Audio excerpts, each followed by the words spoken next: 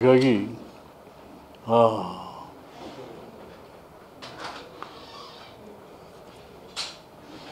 ಈ ಅಧಿಕಾರಿಗಳಿಗೆ ನೋಡಿ, ಪೊಲೀಸ್ನವ್ರನ್ನೇ ಹಿಡ್ಕೊಂಡಿದ್ದಾರೆ ಹೊಡೆಯೋಕ್ಕೆ. ಪಾಂಡವಪುರದಲ್ಲಿ ಪೊಲೀಸ್ನವ್ರನ್ನೇ ಹಿಡ್ಕೊಂಡಿದ್ದಾರೆ. ಆಮೇಲೆ ಇಲ್ಲೆನ್ನೋ ಒಂದು ಕಡೆ ನೋಡಿದೆ ಟಿ ವಿಯಲ್ಲಿ,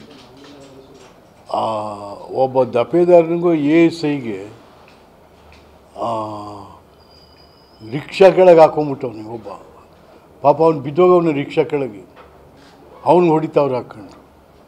ಆದರೆ ನೀವು ಕಂದಾಯಾಧಿಕಾರಿಗಳು, ಪೊಲೀಸ್ ಅಧಿಕಾರಿಗಳಿಗೆ ಜನ ಇವತ್ತು ಈ ಥರ ಯಾಕೆ ಅಂತಂದರೆ ನೀವು ಆ ರೀತಿ ನಡೆಸ್ಕೋತಾ ಇದ್ದೀರಿ, ಅವ್ರನ್ನ ನಡೆಸ್ಕೋತಾ ಇದ್ದೀರಿ ಜನಗಳೆದುರಿಗೆ.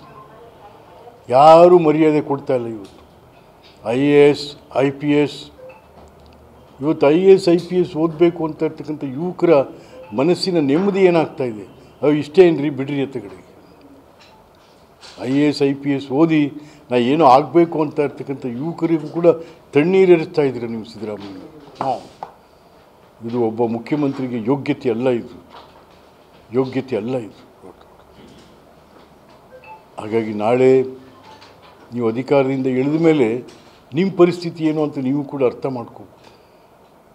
ಇವ್ರಿಗೊಂಥರ ಚಟ ಸಿದ್ದರಾಮಯ್ಯನಿಗೆ, ಎಲ್ಲರೂ ಏಕವಚನದಲ್ಲಿ ಮಾತಾಡ್ಸೋದು, ಎಲ್ಲ ಅಧಿಕಾರಿಗಳನ್ನೂ ಏಕವಚನದಲ್ಲಿ ಮಾತಾಡ್ಸೋದು, ಏನೋ ಅಂತ ಮಾತಾಡೋದು ಥರ. ಈ ಜನ ಏನ್ರಿ ಇದು ಏನಂತ ಸಿದ್ದರಾಮಯ್ಯ ಅಂತಂದರೆ ನಡುಗಿಸ್ಬಿಡ್ತಾನೆ ಅಂತ ಮಾತಾಡ್ಬೇಕು ಜನ, ಆ ರೀತಿಯಾಗಿ. ಆಮೇಲೆ ಇವ್ರ ಶಿಷ್ಯರು ಎಲ್ಲ ಸುಮ್ಮನೆ ಕೇಕೆ ಹಾಕ್ತು. ಅದು ಯಾಕೆ ಕೇಕೆ ಹಾಕ್ತು ನನಗೂ ಅರ್ಥ ಆಗಲ್ಲ, ನನಗೂ ಅರ್ಥ ಆಗಲ್ಲ. ಹಾಗಾಗಿ ಇವತ್ತು ಅದನ್ನು ನೆನೆಸ್ಕೊಂಡ್ರೆ ನನಗೊಂಥರ ಆಗುತ್ತೆ, ಏನಪ್ಪ ಆ DC ಕಥೆ ಏನಾಗಿರ್ಬೇಕು, ಅವ್ರ ಮಾನಸಿಕ ನೆಮ್ಮದಿ ಎಷ್ಟು ಹಾಳಾಗಿರಬೇಕು ಅಂತ. ಅದು ಅಲ್ಲದೇನು, ಇಟ್ಸ್ ಎ ಪ್ರೈವೇಟ್ ಪ್ರೋಗ್ರಾಮ್ ಆಗೋದ್ರಿಂದ ಪ್ರೋಟೋಕಾಲ್ ನಾಟ್ ನೆಸೆಸರಿ ಮೇಂಟೈನ್ ಮಾಡಬೇಕಾಗಿಲ್ಲ. ಅಲ್ಲಿ ಮದುವೆ ಮನೆಯಲ್ಲಿ ಪ್ರೋಟೋಕಾಲ್ ಎಂಥದ್ದಿರುತ್ತೆ. It's not a government function, it's private, purely a private function. Private ಫಂಕ್ಷನ್ಗೆ ನೀನು ಆ ಕಡೆ ಹೋಗು ಈ ಕಡೆ ಹೋಗು, ಇಷ್ಟಾದರೂ ಕೂಡ, ಇಷ್ಟೆಲ್ಲ ಆದರೂ ಅಲ್ಲ ಅವಮಾನ.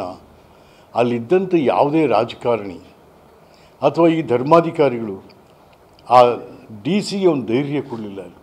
ಇಲ್ಲ ಆಗಲಿ ಸುಮ್ಮನೆ ರೀ, ಎದ್ದು ಮಾತಾಡಲಿಲ್ಲ, ಯಾರೂ ಮಾತಾಡಲಿಲ್ಲ. DCಯ ರಕ್ಷಣೆಗೆ ಒಬ್ಬರು ಹೋಗಲಿಲ್ಲ ಅವರು. ಯಾಕೆಂದರೆ CM ಬೈತಾವ್ರೆ, ಯಾರು ಧೈರ್ಯ.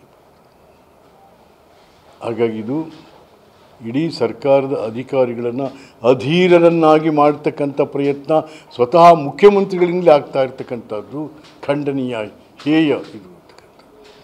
ಒಬ್ಬ ದುರಂಕಾರಿ, ನಿಮ್ಮ ದುರಂಕಾರ ಎಷ್ಟು ದಿವಸ ನಡೀತೀನಿ. ಅಹಂಕಾರ ಇರಬೇಕು ತನ್ನ ರಾಜ್ಯದ ಬಗ್ಗೆ, ಜನರ ಬಗ್ಗೆ, ತಾನು ಮಾಡೋ ಕೆಲಸದ ಬಗ್ಗೆ. ಯಾಕೆ ನಿಮ್ಗೇನು ಮಾಡ್ತಾನೆ ಇಲ್ವಲ್ಲ, ನೀವು ದುರಂಕಾರ. ಅದರಿಂದ ಇದನ್ನು ನಾನೆಲ್ಲ ಜನ ಖಂಡಿಸ್ತಾ ಇದ್ದಾರೆ, ಇಷ್ಟೇನಾ ಅಂತಂತೇಳಿ.